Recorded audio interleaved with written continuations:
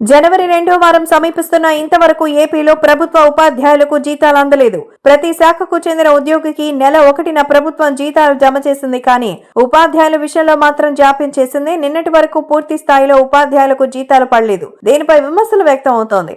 గత వైసీపీ ప్రభుత్వంలో ఇదే మాదిరిగా ఉపాధ్యాయులకు జీతాలు ఆలస్యమయ్యాయి. 3వ వారానికి దాటిన సందర్భాలు కూడా ఉన్నాయి. అప్పట్లో ఇది వైసీపీ ప్రభుత్వం పట్ల ప్రతికూలత చూపించింది.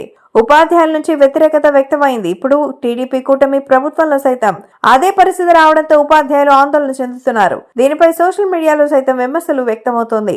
ఎంతో కసితో జగన్ పార్టీని ఓడించామని, కూటమి ప్రభుత్వాన్ని తెచ్చుకున్నామని, కానీ ఇప్పుడు కూడా న్యాయం జరగకపోతే ఎలా అంటూ కొంతమంది ఉపాధ్యాయులు బాహాటంగానే ప్రశ్నిస్తున్నారు. నేరుగా కూటమి నేతలను ఈ విధంగా ప్రశ్నిస్తున్నట్టుగా ఆడియోలు సైతం బయటకు వచ్చాయి. 2019లో వైసీపీకి బాహాటంగానే మద్దతు తెలిపిన వర్గంలో ఉపాధ్యాయులు ఒకరు. తాను అధికారంలోకి వస్తే సిపిఎస్ రద్దు చేస్తానని హామీ ఇచ్చారు జగన్. దీంతో ఉపాధ్యాయులు స్వచ్ఛందంగా మద్దతు తెలిపారు. వైసీపీకి ఏకపక్షంగా ఓట్లు వేశారు. అటు సమాజంపై కూడా తీవ్ర ప్రభావం చూపించారు. ఎప్పుడైతే సిపిఎస్ రద్దు చేయలేదో, ఉపాధ్యాయుల విషయంలో వివక్షత చూపారో అప్పటి నుంచి వైసీపీకి ప్రత్యర్థులుగా మారిపోయారు ఉపాధ్యాయులు. వైసీపీని బాహాటంగానే విమర్శించడం ప్రారంభించారు. కూటమికి అనుకూలంగా మారిపోయారు. అయితే తాము అధికారంలోకి వస్తే ప్రతి నెల 1వ తేదీన జీతం అందించడంతో పాటు ఉద్యోగుల కళ్లల్లో ఆనందం చూస్తారని చంద్రబాబు హామీ ఇచ్చారు.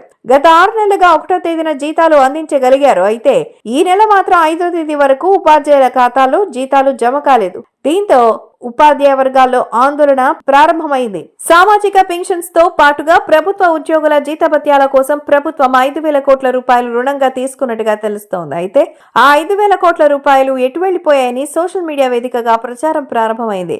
కూటమి అధికారంలోకి వచ్చిన తర్వాత జూలైలో మాత్రమే 1వ తేదీన జీతాలు వేశారని, అప్పటి నుంచి ప్రతి నెలా జీతాలు ఆలస్యం అవుతున్నట్టుగా ఉద్యోగులు చెప్తున్నారు.